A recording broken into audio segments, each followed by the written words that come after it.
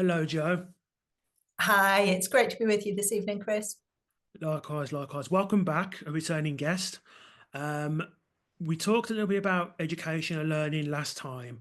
The reason I have you back on again was because the UK at the moment have had a new, well, Labour government came into power last year. They now there are all these different laws I want to make, which have caused some controversy, which we'll talk about currently. But before we continue with that conversation, can you just give a template as to what the education system is like in the UK currently before we get on to what the Labour government is proposing?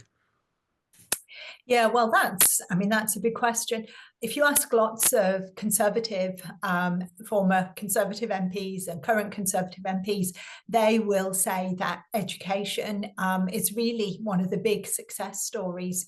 In fact, pretty much the only success story of 14 years of Conservative government.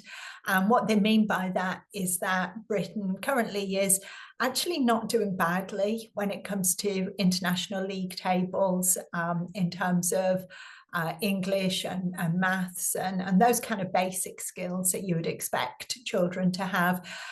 When I say Britain, actually, I should probably be a bit more precise, and I should say England, because Scotland and Wales, that have their own way of governing education, they're not doing as well. They're actually doing pretty terrible. But when the Conservatives kind of trumpet this as one of their successes, it's actually, I think, a bit disingenuous, because what they really mean is that Britain did very well in education pretty much in the first 4 years of the last Conservative government. And that was the time, or maybe 4 or 5 years, and that was the time when Michael Gove was Education Secretary and implementing reforms. And he really changed the school curriculum, the national curriculum. He made some quite big changes to it that made education more challenging, had much higher expectations of what children were expected to do. And he made the curriculum a lot more packed, if you like, put a lot more knowledge into the curriculum that children were expected to learn. Actually, I don't think the Tories should be trumpeting this so much, because they then spent the kind of final 6 or 7 years that they were in office really undoing a lot of the good work that they had done in the first place. I mean, particularly around COVID and lockdown. I think closing schools was one of the worst decisions that's ever been made in this country. And I think we're really living with the legacy of that still now, in terms of the numbers of children who were quite disengaged from the education system, thousands still not even turning up at all, and big delays in children's learning. So, things are not terrible, let's say, but they could definitely be a lot better. And sadly, I'm just not confident that Labour are going to make things better at all. With what happened during that lockdown, they were obviously a lot of kids were being homeschooled. Has that led to an increase in homeschooling since then? Because maybe this will disturb it, but or have they decided or gone to school or just been missing? Yeah, I don't know the exact statistics in terms of homeschooling, but I do know that there has been an uptick in the numbers of children who are being home educated.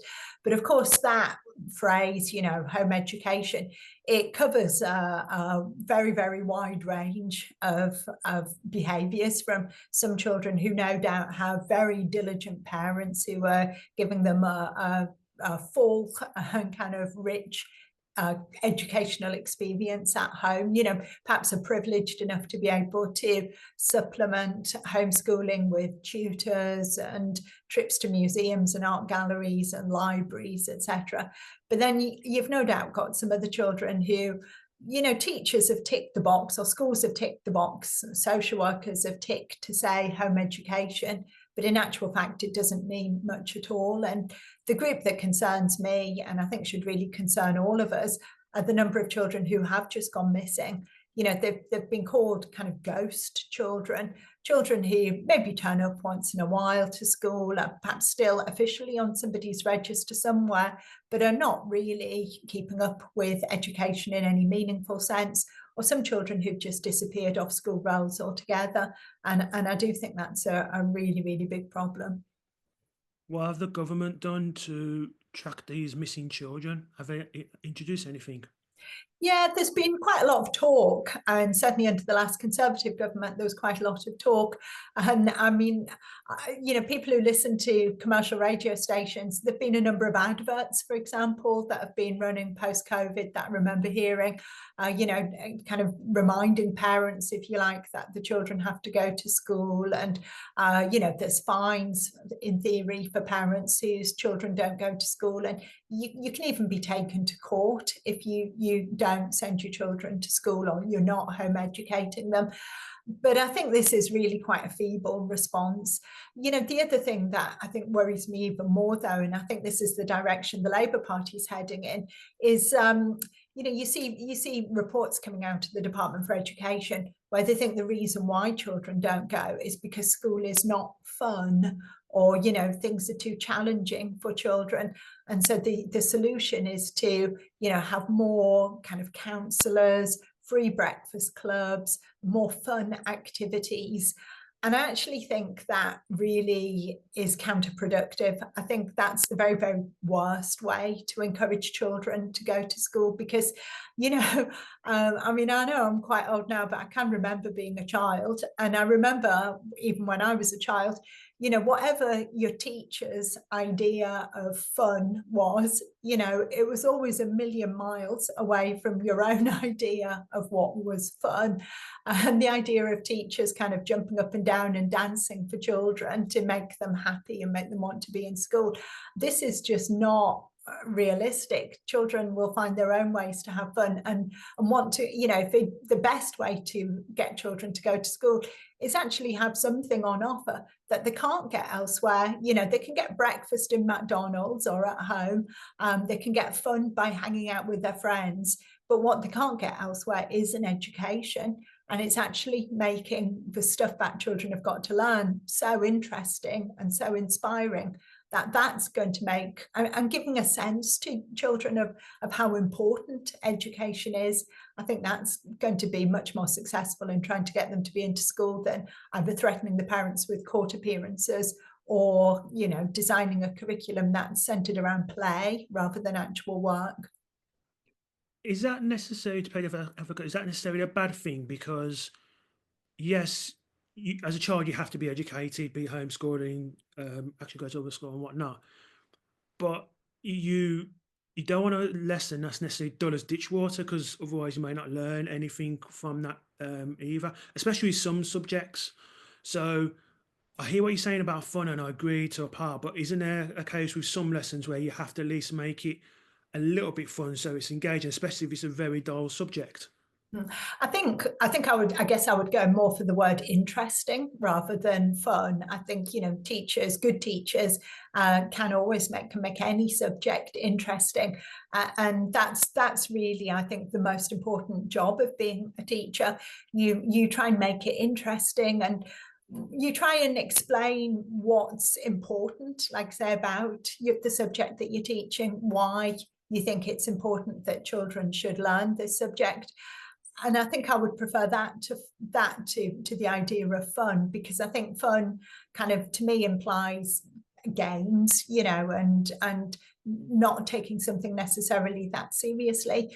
And I think the problem with that, I've seen in my own time being a teacher and working in education, I've seen an awful lot of lessons that other people have taught where children are very, very busy. They're all kind of rushing about and doing lots of things, and they might be having fun, but they're actually not learning anything. So I remember when I was a teacher myself, and I had some really difficult classes of children who were very disengaged and really didn't want to learn anything. And the kind of advice I was given was, take loads of magazines and scissors and Pritt stick and get them to make collages. this was when we were studying Romeo and Juliet and Shakespeare. They were to cut out pictures of teenage boys and girls from magazines and make a collage of Romeo and Juliet, or take them to the computer room. This was back in the day when schools had computer rooms, and let them just kind of make posters on the computer. And again, if you ask those children, I'm sure they would say that they were having fun. But I saw my job as a teacher, I didn't see myself as an entertainer. I was supposed to be teaching them. And by doing things like make collages, play on the art program on the computer, the kids were having fun, but I didn't think they were actually learning anything. And at risk of sounding boastful, I realized that it was possible to take these kids and to actually engage them in literature, to pick out really interesting passages of books or stories that they would get into. And with my most difficult classes, there were many lessons where certainly at the beginning of my time with them, I would say, look, if you want to, just put your head on the desk and I'm actually going to read you a story. And these kids, they were 15, 16, but they'd never been read to before in their lives. And actually just reading to them. And, you pick a good book, you pick something that's very interesting, that's going to engage them. And you can kind of talk them through it when you're reading. And suddenly you realize, do you know what? They're don't stop there. What happens next? And I thought then they were maybe not, I'm sure they were talking to their friends. They might not say they were having fun, but I think they were interested and were engaged. And more importantly, I think they were actually learning something as well. Yeah. It's obviously been a while since I've been in school, and I worry, obviously, we talk about funding of schools and whatnot. Do a lot of schools in your knowledge do a lot of field trips and things like say, to museums or even school holidays? Because the job I used to have before, one I had now, is to do a lot of shifts, so I'd be off at the weekends and weekdays. And initially used to see a lot of school kids like going to museums and whatnot. You don't see that now. I don't think is that a fair reflection that they don't have that what I had, like field trips or even school holidays where they could explore the world in other ways. Mm-hmm. I have to say I don't know. Again, I'm really sorry. I don't have kind of facts and figures on that. My impression is that it varies an awful lot school by school. Again, you're going to have some schools, with very motivated teachers who are really determined to make these kind of things happen, who will be taking the children out on trips. But I think you'll also have schools in other areas where the teachers are perhaps less motivated, and they won't be doing that. And I think that's a real shame. I think all children should get to go to museums, should get to go to the theatre, even why not take children to see an opera or something like that? I think that would be brilliant. My instinct is also that COVID really impacted upon a lot of this, that again, it was not just that children got out of the habit of going to school, but that schools have got out of the habit of organising these kind of trips. I think the other thing that's changed an awful lot, again, even just in the kind of my own time of being a teacher, which was many, many years ago now, at the start of my career, particularly with the sixth formers, it was possible to say, we're going to go to the theatre. I'll buy the tickets. You have to get your parents to pay some money towards the cost, but you're expected to make your own way there and your own way back. And this is what we're going to do. This is the kind of time and date and everything. Even just in the short time I was teaching, that kind of thing became impossible. And the amount of paperwork that was required, all the kind of risk assessments, health and safety requirements, was just utterly mind-numbingly awful. And unless you were so determined, the thought that, this is 6 students going one evening to the theatre to see the play they're studying for A-level, but it's going to take me like a whole afternoon to complete the paperwork on this, it would just put you off, I think, and I think that's a real shame. Yeah, indeed. How did universities cope with the lockdown? Because I know some of them had to stay at home essentially and do their degree there. Yeah, I think it was shameful that schools stayed closed for such a long time. But universities, I think, were actually even worse. Universities stayed closed for much, much longer, because when universities did reopen, it was a long time before they let students back into lectures and let students back into seminars. And you think these are students who, young, leaving home for the very, very first time. My own son started university during lockdown, during the first COVID was in the March, first hit in the March. He started university in the September. The whole of his first year at university, he didn't have one face-to-face seminar or one lecture. Everything was being done online. All the assessments were done online. Every interaction he had with a lecturer or with another student on his course was done online. And I think it's soul destroying. I mean, I just really feel for that generation of students, because they missed out on all the extracurricular activities, and they missed out on really having a proper education. I don't think online learning is in any way a substitute. And I think the problem was, because all that was all they had, I think they didn't even realize kind of what they were missing in terms of a lecture. I think the experience of actually having to sit in a lecture room, to be there alongside other people in person, face to face, making eye contact with your lecturer, I think that's such a different experience to watching something online, probably in bed, without putting the camera on, maybe drifting in and out of sleep, messing about on your phone at the same time because there's nobody there to keep an eye on you, to kind of, you police each other's behavior when you're in a big group. So I think that was terrible, and even in subsequent years, it was a long time before normal lectures and seminars began. And I think universities are actually paying the price for this even now. Didn't the university students still have to pay, like, they had the full student loan that they have to pay back, even though they didn't experience what actually it was like? Yeah, absolutely, they did. And again, it's shocking because they were paying all that money. You don't really want to see it as a financial transaction, but it was the case that all that money was being paid, and there was no sense of it being, I don't think, in any way an equivalent experience.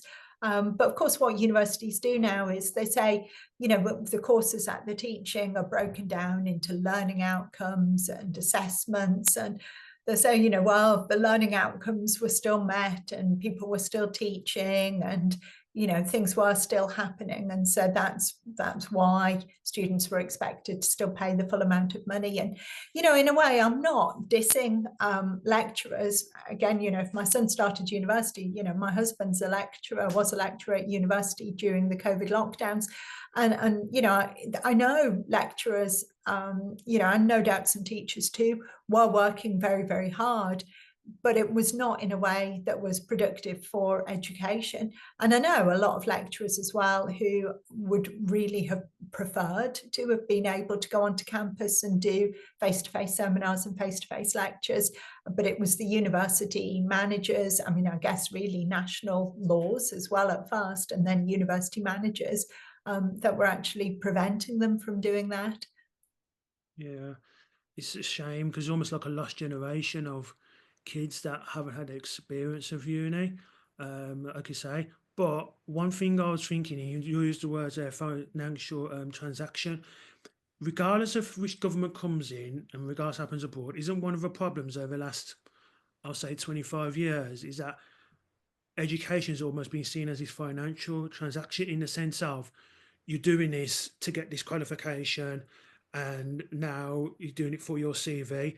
And actually, and this isn't to discredit people who've got degrees, because I have one, but degrees now, like I say, is almost seen as a financial transaction, and almost because everyone has everyone has one now compared to say 30 years ago, their value isn't as high as it used to be. Would that be a fair assessment? I think it absolutely would, yes. Yeah. And obviously there's a number of problems here. I mean, one is that students have been completely sold the idea that it is a financial transaction, that you pay all this money for your student loans, and what you get is a degree certificate, and then that can go and open up jobs in the labour market for you. You know, that there's you're going to have more job opportunities, and you're going to be guaranteed almost employment off the back of this. And, there was two problems with that, really. I would say the first problem is that it just completely degrades education. I mean, this is the biggest problem. It suggests, to go back to what we were saying about schools and teachers, and, things should be engaging and interesting. If your attitude is that you just want to pay the money and get the certificate, if you think that's what education is about, then you don't immerse yourself in reading books, in being interested in the subject. And it means that you might have a piece of paper, but you don't expand yourself mentally or intellectually. You don't challenge yourself. You don't emerge as a different person, essentially, because you've confronted these difficult and challenging ideas. You're not actually learning as much as you can. You're just going through the motions in order to get the piece of paper. I mean, that's by far the biggest problem with that approach to university. But obviously the other problem that you're alluding to there is that, this might have been true, this idea of a graduate premium, when Britain was kind of had a reasonably successful economy, and part of that was that there was never anything intrinsic about the piece of paper that you got as your degree certificate that meant you should have a better income than everybody else. And I think this was very poorly understood by people who really should have known better. But exactly as you've alluded to, Chris, it was just a matter of supply and demand, really. If you are, I mean, you could say the same for house prices, to be very crude about it. If you've got a limited number of houses, or you've got a limited number of graduates, then you can command a high price for being a graduate, or a high price for being to buy a house. But as soon as you have lots and lots and lots of graduates, coming through, when you start sending 50% or close to 50% of students to university year after year after year, and you've then got lots of graduates, so they're no longer in short supply. They can't command a graduate premium in the same way, because when you advertise a graduate job nowadays, the applications, the last thing I read was like 140 graduates applying for one job. So employers don't have to give higher wages to graduates anymore. And so now the differential between the minimum wage and a starting salary for a graduate position is at a record low. So the idea that you pay all that money, you get into debt, but you're guaranteed to get a well-paying job at the end of it all is just not true. So students are losing out in two ways. I mean, they're not engaging with the subject that they're really interested in, and they're not getting the graduate premium either. I think they've really been sold a lie. We've done a real disservice to university students in promoting this kind of lie about what higher education's for. But this has been going on for 2-3 decades now, at least. Yeah, I compare it to, and it seems like a comparison, but I compare it to gold, in the sense that one of the reasons why gold has its value is because of its rarity and the number of people that have it. If everyone had gold, the value would just plummet, and it's almost the same with degrees. I remember doing business A level, and one of my teachers who taught it saying that a degree, this is in late 90s, he said that a degree was something where, regardless of what subject you did, because of the skills you were taught in that subject, you can apply those to any job.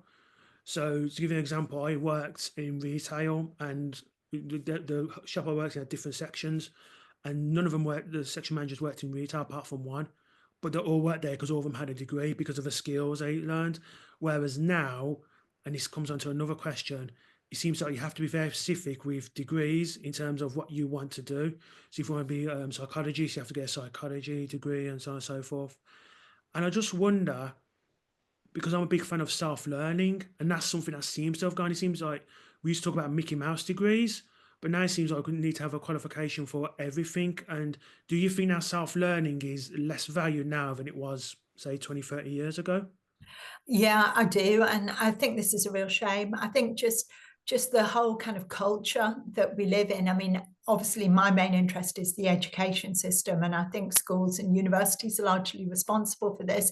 But I think as a culture, we don't really value knowledge. We don't really value intellectual culture.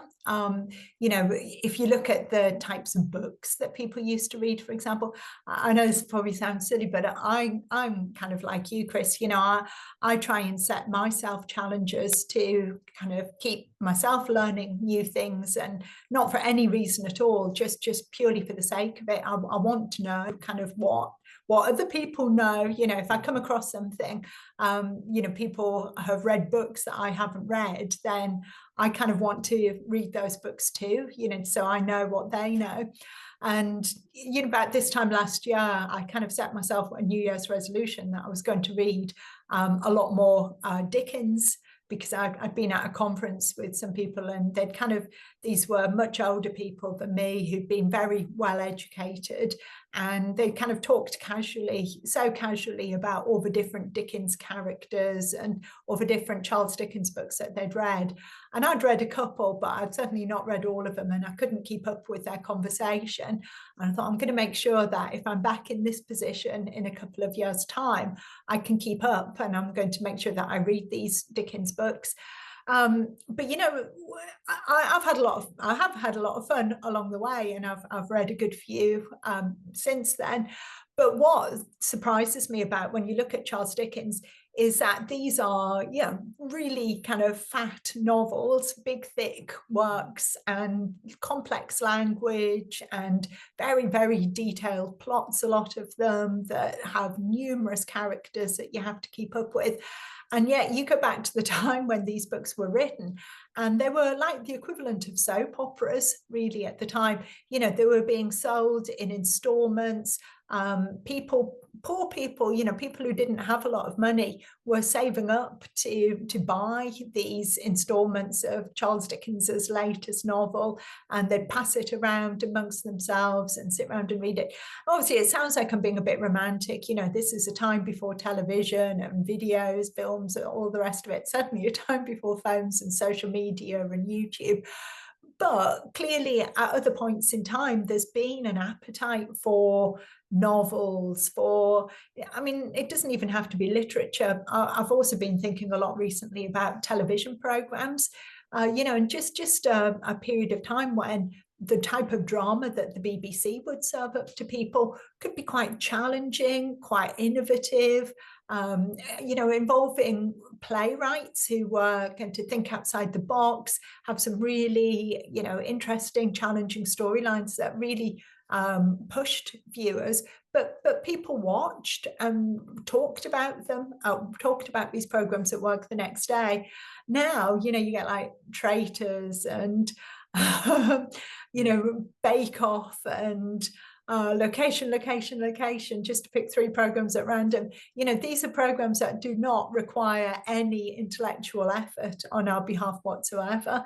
But then, you can say the same for museums, art galleries. Everything's kind of there, explained for us, like we're 3 years old. And I think we live in a culture that just doesn't seem to have much value for knowledge. And I think that kind of gets in the way of people becoming autodidacts, becoming kind of self-educated, because if you live in a culture that doesn't value those things, then you don't have any reason to do them for yourself.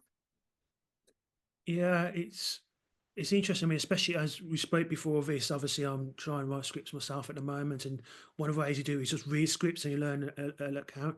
And you're right about the quality of scripts I've read from way back when and now. It's almost night and day. But I think in the arts in general, you're getting more and more people going to say the Brit school and learning from there instead of self-learning. I'm not saying there's anything particularly wrong with doing it that way, but when it's only that way, that's when I do have a issue. There seems to be no self-learning in that regard. They seem to take it as read, almost. And yeah, it is a real shame in that respect. I think partly because as well, like I say, the job market is such now that they just see qualification. You know what I mean? It's I don't know that many people that work their way from the bottom and then go up to management. Probably some in some industries, but not that many. Uh, No, but I do think schools have got a lot to answer for here. And again, sorry, I'm sticking with novels because my own subject's English literature and it's what I know most about. But, you know, again, if you look at the kinds of books that children would have been expected to read in schools, in literature classes, 20, 30, 40 years ago, well, it would have been books. There would have been an expectation that children would read whole books and complex and challenging books. And then, or exactly as you say, you know, the requirement just became to get through children through the exam syllabus, to get the GCSE, to get the A level so they could get employment. And so to do that in the easiest way possible. And this was when books like Of Mice and Men, for example, became really popular on the curriculum. It's actually, I think it was nothing to do with whether it was American or what, you know, anything to do with the plot of the book or anything like that. These books were being chosen simply because they're short. You know, to be really crude about it, they're short and they don't have a large, challenging, complex vocabulary. And so you'd get kind of, I know it's changed and it's not being taught now for kind of for entirely different reasons, many of which are not good. But you know, the teachers then started teaching books purely because they were short. And even then, you know, just read the chapters that you might be tested on, just read the extract, just read these 3 pages. There was a big thing about schools in Wales not teaching Of Mice and Men because of the racism. And this was just a few weeks ago, and it was written up in the Times.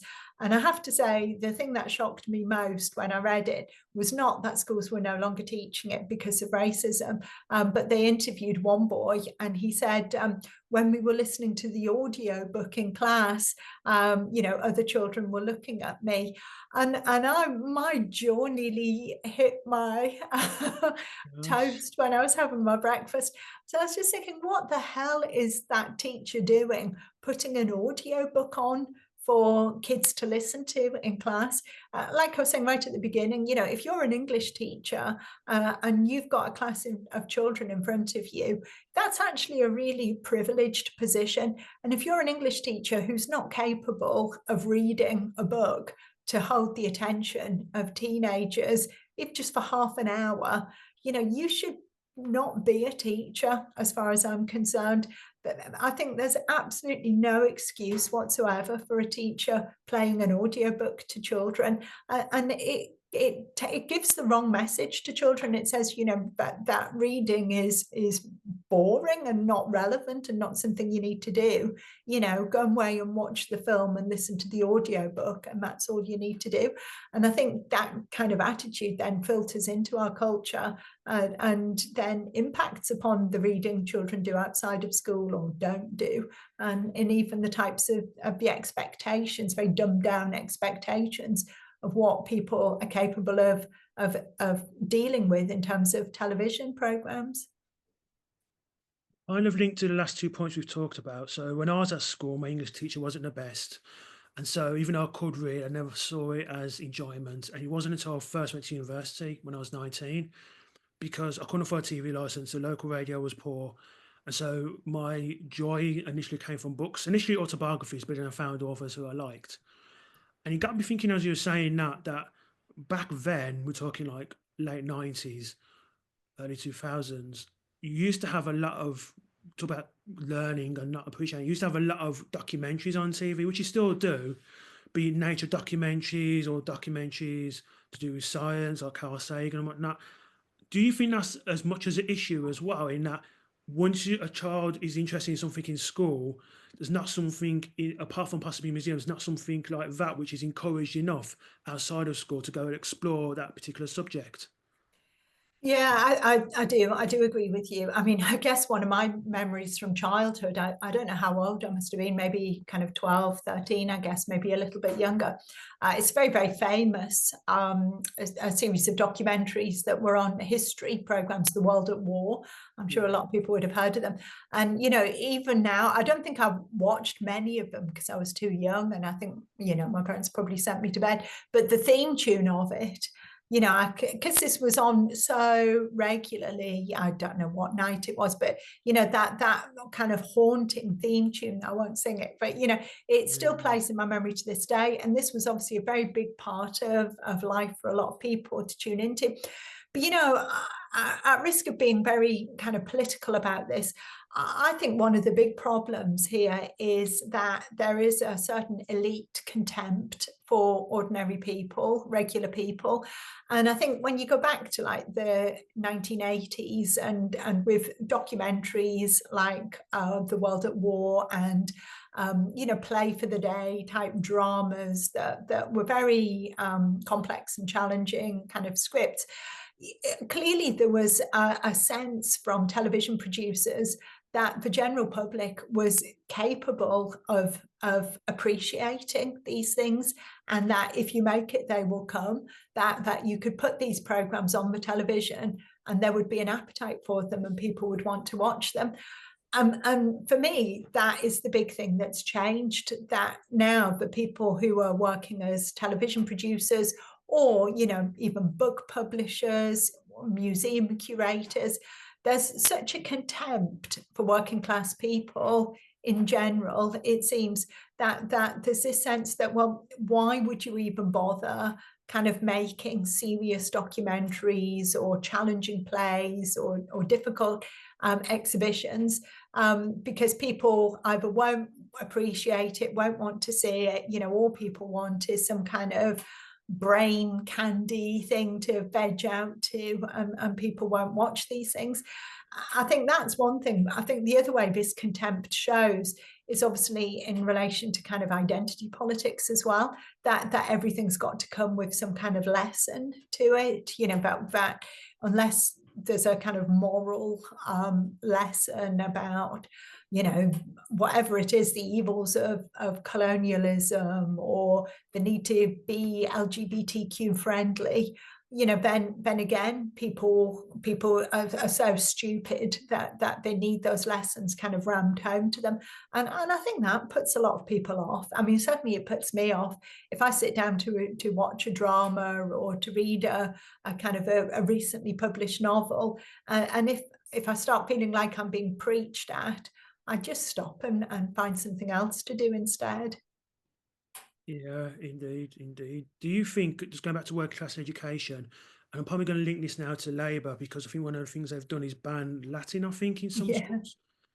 Do I you mean, think, it's not been banned, but they've pulled the funding on a program, which is, I think it was like, I think it was £100 million, something like that, which sounds an awful lot of money, but is an actual pittance, really. It's a really, really small amount of Department for Education funding.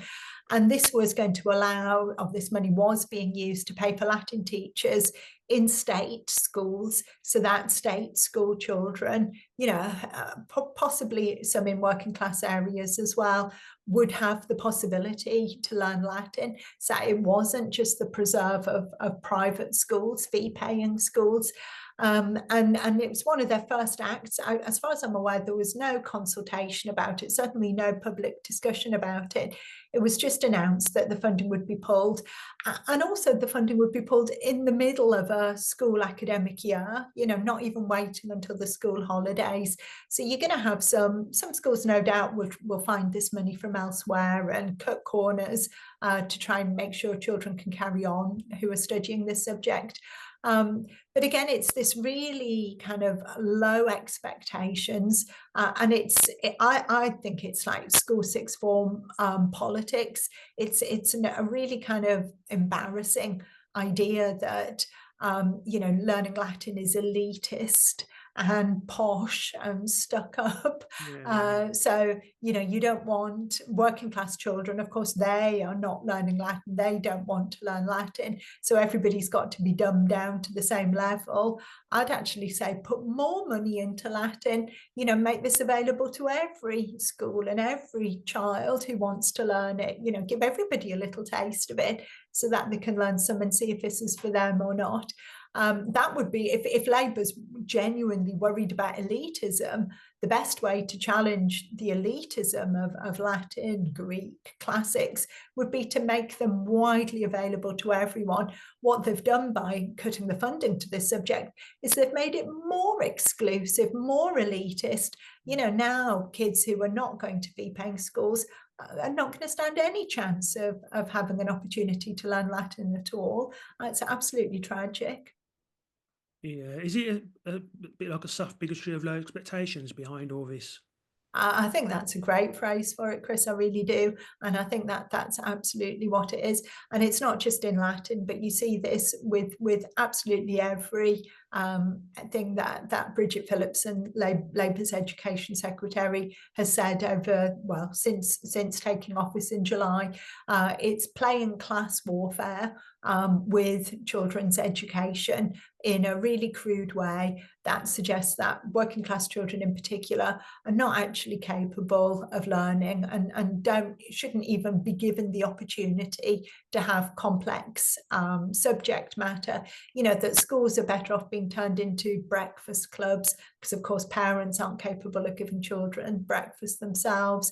That schools should be turned into breakfast clubs with counselling and wellbeing services, a few little arts and fun activities for children on the side, but actually shouldn't really be about much more than that. You see it even, again, to go back to English, all the talk of putting kind of oracy speaking skills into the English curriculum. I've got no problem with that. I think speaking is really important. Obviously, children should be able to be engaged in debates and discussions. I think that would be great. But you just know that this will come at the expense of actually reading books again. But nobody's suggesting more time for English lessons. I think that would be a great thing personally. Nobody's suggesting more time, but just suggesting, squeeze the little bit of classroom time available and add in teach speaking skills. Again, as a teacher, English teacher many years ago, this I know was it was a joke. It was a way that all children were guaranteed to have 20-25% towards their English mark. You'd get them to stand up and say their name and speak a few sentences about what they did at the weekend and tick a box, and they've done their speaking and listening exercise. And this is what Labour wants to introduce more of. I think it's really terrible. Speaking of schools and class wars, the biggest thing that people talk about is the private schools. And I know on X, and obviously you take things on social media with a pinch of salt, but I know some people said since they raised VAT that some of the private schools their kids go to have been shut. What is your overall view of putting VAT or increasing VAT on private schools? Well, I don't think it's a good thing at all. Again, I think it's a really petty kind of a petty way of doing politics, that it's like the politics of envy, or a kind of, again, like a teenage class warfare. I think when I was kind of fancied myself as a Marxist teenager, I'm on about when I was like 14, 15, not when I started taking politics more seriously when I was 19, 20, but when I just had kind of ideas of like, oh, goodies and baddies and, the rich versus the poor, scrapping private schools would have been on my list of things to do. But, then that was when I was 13, 14 and I grew up and I learned to take politics a bit more seriously. And this kind of politics of envy is not going to benefit anyone at all. And again, the irony is it's not even going to bring more money into state schools. The tiny amount of money that will be raised by doing this All the top private schools like Eton, Westminster, they know the tax loopholes. They know how to kind of invest money in extra facilities so they don't end up paying more tax. The poorer schools, smaller schools that are just scraping by, they're going to go to the wall. They will close down. An awful lot of children are going to have their education disrupted. So I think all of these things are just really petty way of showing that you don't care about education, you don't care about children, and all you're interested in really is playing kind of political games with children's lives. You're economically illiterate to boot, because like I say, every child who leaves the private sector is a child who needs to then be funded for their education in the state sector. So no money will really be made out of this whatsoever. But I think probably the biggest argument I would have against this is that it's again this idea of the bigotry of low expectations. Whenever arguments about education come up, it's always like, how can we knock down the top, the highest achieving schools? You see the same arguments being made about grammar schools. How can we ban grammar schools or stop more grammar schools from being built? How can we stop children going to private schools? And it just seems like the government, the Labour Party in particular, sees that the highest achieving schools, sees the top performing schools where children are getting a really fantastic education. And rather than thinking, right, we've got to bring all the schools up to that level, so that all children have these fantastic opportunities, they think, how can we bring these top ones down? How can we level the playing field down so that no child gets to do Latin or Greek? No child gets to have these sporting opportunities.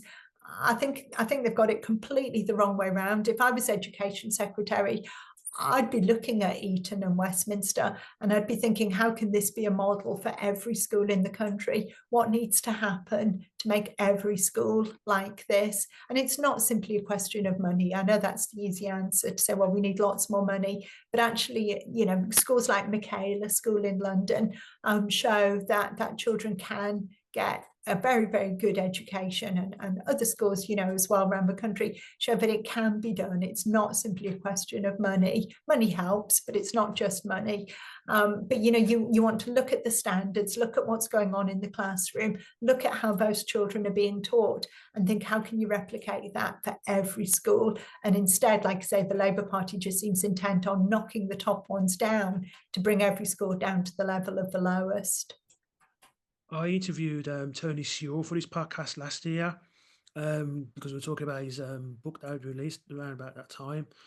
And in that book, he talks about something similar where, I can't think it was Brixton, where he would go in and any schools that needed help, he would help them. Any schools that were failing, they would look at, okay, why are you failing? And if it's a teacher, say you need to increase or get out. If it's a head teachers, you need to increase or get out. But as you say, there seems to be this almost pressuring down almost and not pressuring up. Where do you think that attitude comes from? Because you see, it doesn't seem to be endemic in the Labour Party. It seems to be endemic regardless which party's in power. Yeah, no, I think that's absolutely true. And I think this is, like I was saying earlier, I don't think the Conservatives covered themselves in glory in this regard at all. I think it's exactly the same reason, as we were talking about in relation to museums and television programs and literature. It's contempt for people. It's an assumption that kind of normal people, and by that I suppose I really mean working class people, are too stupid to cope with anything else. So you have to lower the standards because they won't be able to achieve more than this. And again, I'm at risk of harking on all the time about when I was a teacher, but this is something I've learned from being a parent as well as a teacher. Children meet, it's a cliche, I know it's a cliche, but I also think it's true. Children meet whatever standards you set for them. If you have high standards for children, if you have high expectations, of what you think they're going to achieve. Children meet those high standards. They do. They really live up to high expectations. Whereas if your expectations of children are low, if you go into the classroom as a teacher, or if you as a parent have the attitude, well, of course you're not going to be able to do this, or you're not going to be interested in this, this will be too challenging, so I better just get you to read the summary, then children will just read the summary. Children will come to take on board those low expectations and internalize them and think that that's all they're capable of doing. And I think, again, at heart, it is this contempt, this idea that children, working class children in particular, are stupid, won't be interested, and can't be made to learn or to be interested. Or, they're too, for all children now, too psychologically vulnerable, that having to learn is too stressful. You couldn't give a child a test on their times tables or on their spellings, because you might make things a bit stressful for them. Again, in my experience, both as a parent and a teacher, children love competition. Nothing gets children more excited than the prospect of a bit of friendly competition.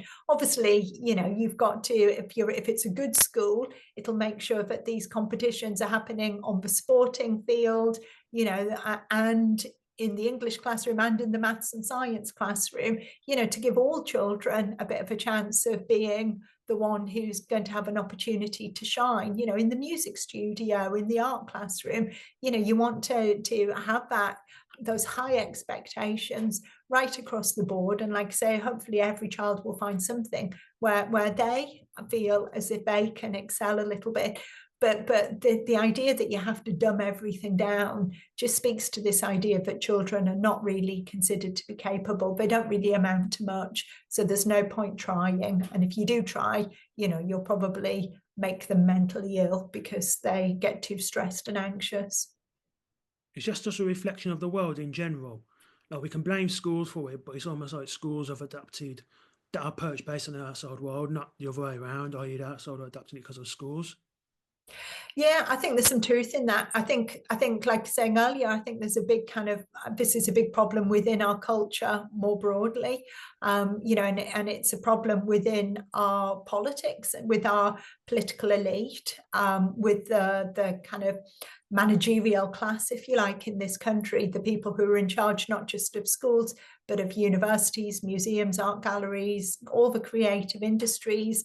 There's this assumption, the same set of assumptions seem to dominate our culture more broadly. So in a way, it would be, I think you're absolutely right, it would be quite surprising at the moment in the kind of culture that we've got more broadly, if schools were setting children, long books to read and hard maths problems to solve, because it would be really rubbing against the grain of the broader culture, which is a culture of low expectations and a culture of victimhood, where people are kind of celebrated almost for, or having a mental illness or being anxious or depressed or stressed, is allowed to become part of someone's identity. Or somebody has a diagnosis of ADHD, or that becomes part of their identity as well. And rather than these things as being something that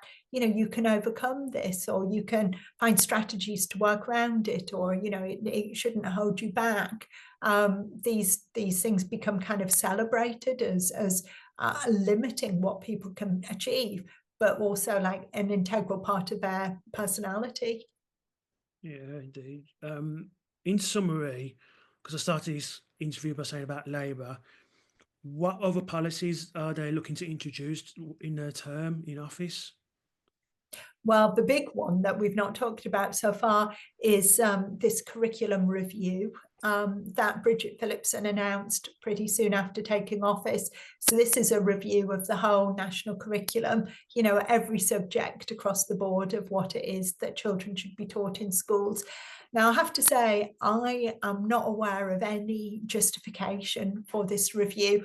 which is not to say that there isn't one. You know, I think the school curriculum should be under review regularly. I think it's very important that teachers have conversations about what is it that we're teaching, and just because you taught something 15 years ago, it doesn't necessarily mean you'd want to carry on teaching it today.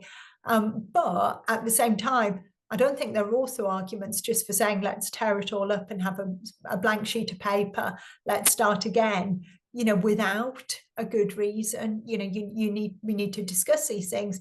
There may be reasons for change, but there may also be reasons for keeping things the same. And I've not seen any argument made as to why this curriculum review is considered to be quite so vital that it was the first thing that Bridget Phillipson announced. But I have to say, everything I've heard about it strikes me as disastrous for education. I mean, incredibly Philistine proposals to really take a lot of the content out of education, the knowledge content out of education, and replace it with kind of dumbed down approach to teaching children skills that are deemed to be relevant. But also what disturbs me, I think, more than anything, is going further than ever before in politicizing education, in you know, decolonizing the curriculum. And by that, I mean kind of introducing very crude kind of approaches to critical race theory into classes, you know, really bringing politics into the classroom, into the school environment in a way that goes far beyond what we've seen before. I mean, just to give you an example of what I'm talking about, I think that the idea of decolonizing the curriculum and looking at the way that children are taught and what children are being taught to kind of avoid racism, which, you know, is obviously an important thing to you know, it goes without saying, teachers shouldn't be condoning racism in the classroom, but if it's a feature of books in the past, I think it's important actually to flag it up, because of course not to reinforce it, but otherwise we create this impression to children that there wasn't racism in the past, you know, and I actually think that's bad, because how can you argue kind of against racism if you whitewash the past to suggest that there was no racism in the past? You know, you remove all these kind of bad things that you don't want children to come into contact with nowadays. You create this impression of a world that was kind of not the way it was in the past. You have to be able to say that you know, bad things did happen, and give children a sense of how the world has changed and how we've progressed or not progressed, as the case may be. But it seems bizarre as well that in English classes, this seems to be the direction teachers are going down, to remove everything that would have any trace of old-fashioned attitudes, whereas in history classes it seems to be the opposite approach. Let's tell children about all the bad things that happened in the past, all the sins that Britain was responsible for in terms of colonialism, empire. You know, let's really hammer home how bad Britain was.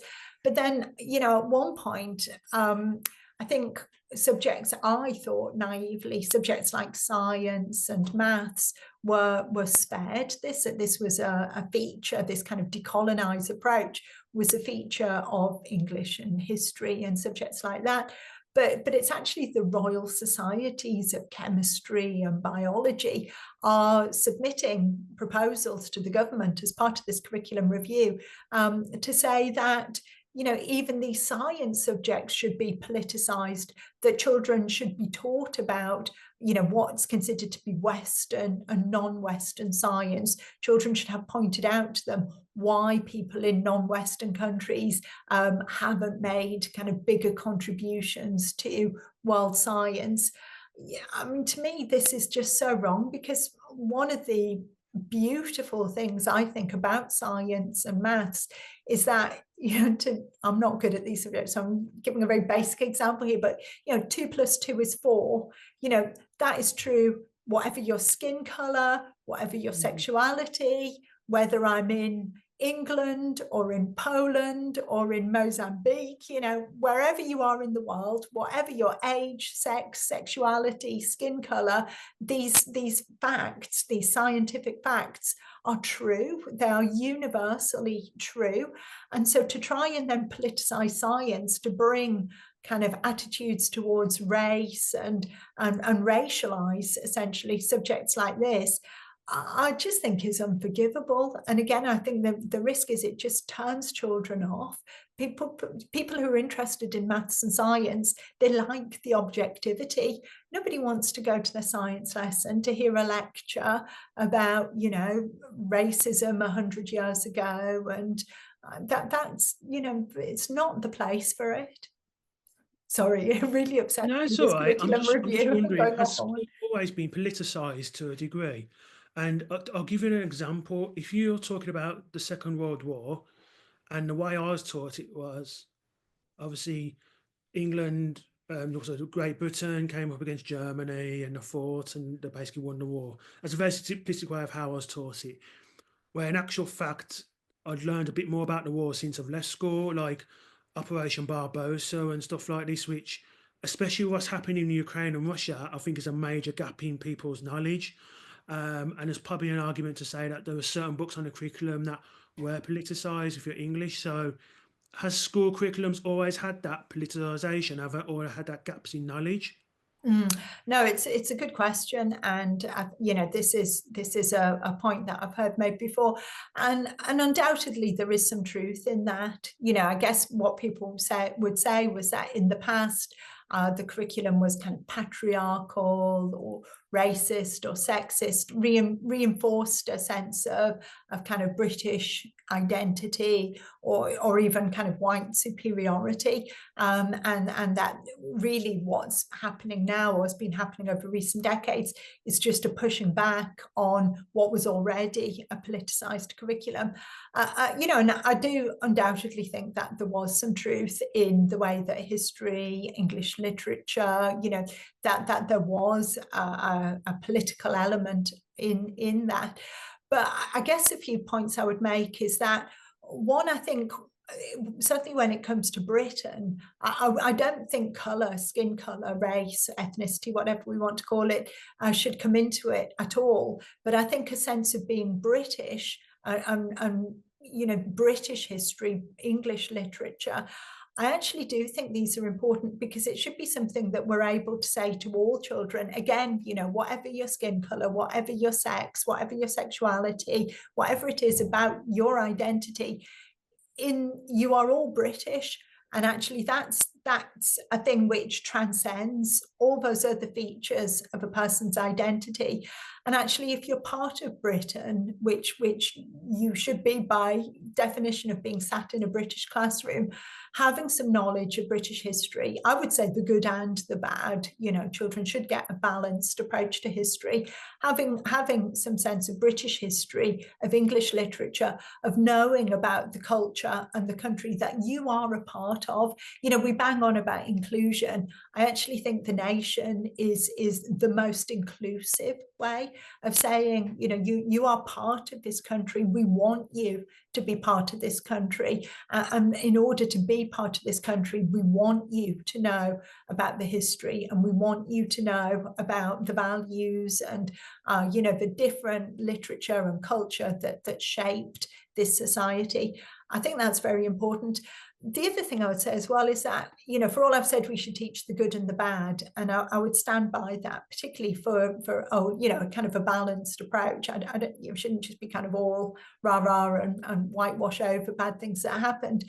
But I do think giving particularly the youngest children some things to believe in, some things to be proud of, something that they can feel good about. Again, this means not excluding people on the basis of sex or race or whatever, but actually saying, it could be somebody from your local area, Mr. Bourneville, if you're in Birmingham, you know, Captain Cook, it was for me in Middlesbrough. I'm sure there's far more, you know, influential people. I'm just dreaming about chocolate now.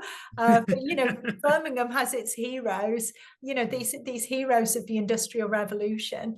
And actually saying to all children, it doesn't matter about your race or your sex. Actually, these people, they were from around here. They have made a huge impact on the world, and they're part of your heritage now because you live here. They're part of your culture, and it doesn't matter if they were men or, because it's actually, I think, incredibly sexist and racist, the kind of opposite approach. Because if you start saying, you know, well, you have to have like Black authors for Black children and you have to have women for girls, you know, because really what you're saying then is if you are a Black girl, don't even bother with Shakespeare. Oh, of course, it's, you know, you're not going to understand it because he was a white man.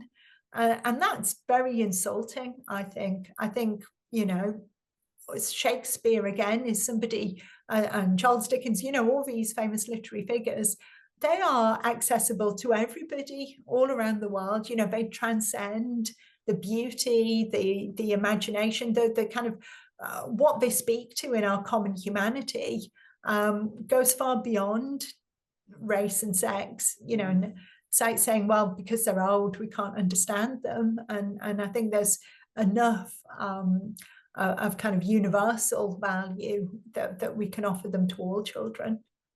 Indeed. And finally, let's try and make a bit more optimistic point. Considering these proposals that Labour are putting in, what do you optimistically hope will happen in terms of education in the UK over the next 5 years? Oh, that's a difficult one to end with. Yeah. I have to say, I am not remotely optimistic about what's going to go on in schools with you know, with Labour's policies. I think the people who are running education now, I'm on about Bridget Phillipson and the Department for Education, and unfortunately the people who are in charge of the learned societies, the teaching unions, the university teacher training colleges, they're a bunch of Philistines who hold children and adults, other adults, ordinary people, working class people, however you want to put it, in complete contempt. And all that we will get is a politicized and dumbed down offering. So that makes me incredibly pessimistic. My only hope, to end on a positive note then, is two things. One, I hope that some teachers, and I hope a decent proportion of teachers, take their job seriously enough in terms of promoting subject knowledge, inspiring children to want to learn, that there comes a point where you just close the classroom door. You can write what the hell you like on your lesson plan when the Ofsted inspector comes round, but when you shut that classroom door, you say to the children, actually, you know, you're here to learn French or Latin or history or maths, and I'm going to do this properly because I know what it is that you should be learning and what you're missing out on if we go down the line of this Labour curriculum. So I hope there's a bit more of that kind of underground revolutionary style teaching going on. But I also, you know, perhaps in contrast to some of the things we've already said, I do maintain faith in young people, even though I hate that phrase. You know, being a mother of three of them myself, who are kind of late teens, early 20s, I think, you know, even when they go to universities and find that the universities are not offering them an awful lot in terms of challenging content or high expectations, that they have a bit of an appetite themselves. You know, just as I was saying earlier that, you know, I overheard these people talking about having read every Dickens book, and I thought, do you know what, I want to do that as well. I think there's an element of that in a lot of young people too, who are aware that there is a bit more of a world out there, a bit more knowledge that they want to get at, and not for just instrumental purposes in terms of getting a job, but that they want to know what it is that people in the past knew too. And my real hope is that, sod schools in a way, sod the Department for Education, sod the cultural elite that's going to dumb down everything that's on offer. And I really hope that there is just an appetite, like a flame inside of individuals where they want to know more, and it can become like a kind of an underground project, a revolutionary underground project where, I mean, in my fantasies, copies of Charles Dickens novels are being passed around in brown paper bags under the table for children to smuggle home and read by torchlight under the bedclothes at night. That's what I would like to see. You never know. Sounds a bit like Fahrenheit 451, trying to hide the books from the firemen. But yeah, but again, it's been an absolute pleasure talking to you regarding education. Fingers crossed, education doesn't go down the road we both think it will go down. Joanna Williams, thank you so much for coming onto the 286 project. It's an absolute pleasure, Chris. Always great to talk to you. Thank you.